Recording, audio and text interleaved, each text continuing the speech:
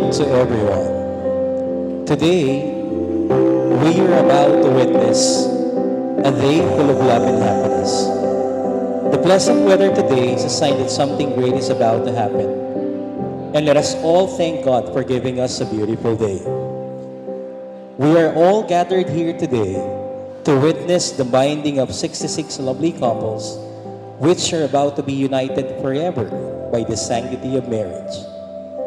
This Antipolo City Government Mass Nuptial Ceremony symbolizes the new chapter in the lives of our lovely couples. Today's ceremony of matrimony is even made sacred by the attendance of the family and friends of the couple, signifying their new roles as husband and wives. To the bridal entourage, you play a much special role today, ensuring that today's ceremony will be worth remembering.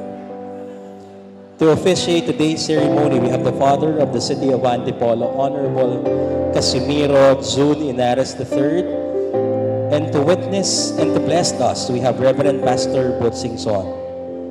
I'd like also to thank the host for this Kasalang Bayan, Barangay San Roque Government, headed by Kapitan Leandro Andin Cabasbas. In behalf of our lovely couples, we would like to thank all of you for gracing this very momentous occasion.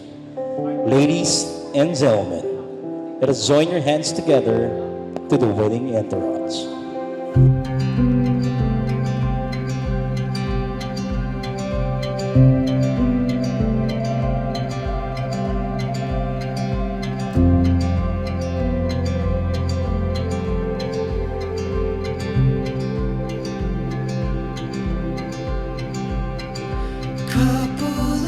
Pasakop kayo sa isa't isa bilang tanda ng inyong paggalang kay Kristo. Mga babae, pasakop kayo sa sarili ninyong asawa tulad ng pagpapasakop ninyo sa Panginoon, sapagkat ang lalaki ang ulo ng babae na asawa tulad ni Kristo na siyang ulo ng iglesia na kanyang katawan at siyang tagapagligtas nito. Kung paanong nasasakop ni Kristo ang iglesia, gayon din naman ang mga babae ay dapat pasakop ng lubusan sa kanilang asawa. Yan po ang mensahe sa mga babaeng asawa.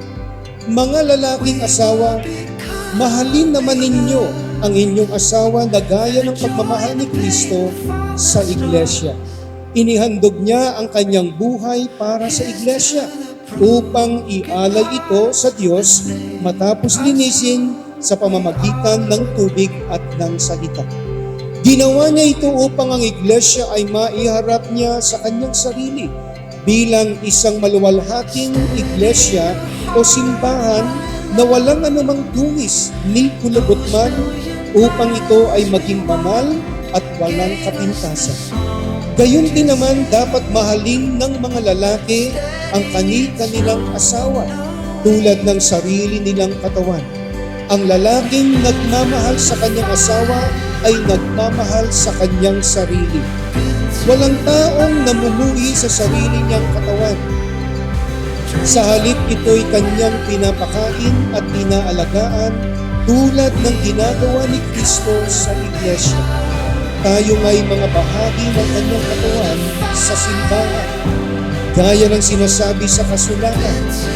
Dahil dito'y iiwan ng lalaki ang kanyang ama at ina at magsasama sila ng kanyang asawa at sila'y magiging iisa.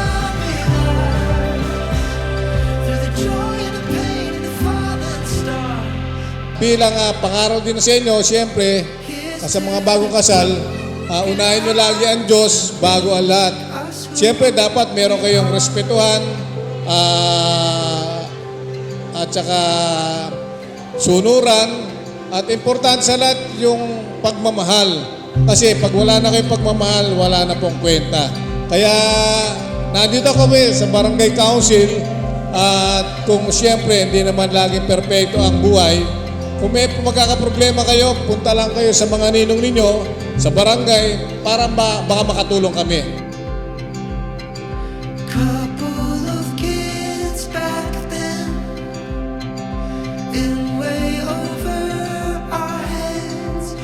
civil wedding man ang ating ginagawa ngayon, dinala ni Mayor June ng mga kasama natin sa Barangay San Roque sa pangunguna ni Kapandeng, ni Pastor Butch, ang Diyos sa pagsasama po ninyo ngayong araw. Ako po na po magsasabi na buhay akong saksi sa tibay ng Diyos kung tayo man ay nagmamaliw.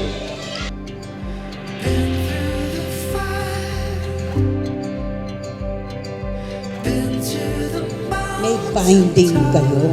Come what may, you have to work out your marriage. Pinagtatrabahuhan ang pag-aasawa, hindi basta na lang.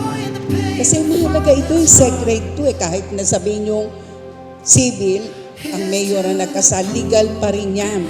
Kung gusto nyo, bahala kayo na magpakasal sa simbahan. Kung simbahang pinili ninyo, bilhin nyo. Basta't ang importante, nasa gitna ang Panginoon.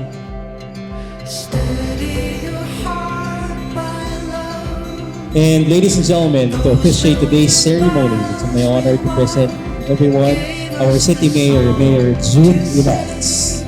Tinatanggap mo ba ang babaeng nasa harapan mo na iyong magiging asawa at nangakong iibigin, mamahalin at aalagaan at magiging tapat sa kanya habang kayo po ay mabubuhay? Ako si, pakibanggitan niyo mga pangalan, ay tinatanggap ka? Pakibanggit ang pangalan ng pinapakasalan bilang maging aking asawa. At nangako ako sa harap ng Diyos, sa mga ninong at ninang, at sa mga saksing naririto,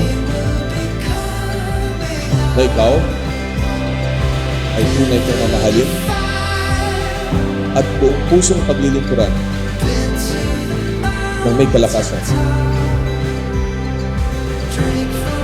Ibinibigay ko ang singsing na ito bilang simbolo ng aking wagas na pagmamahal sa iyo.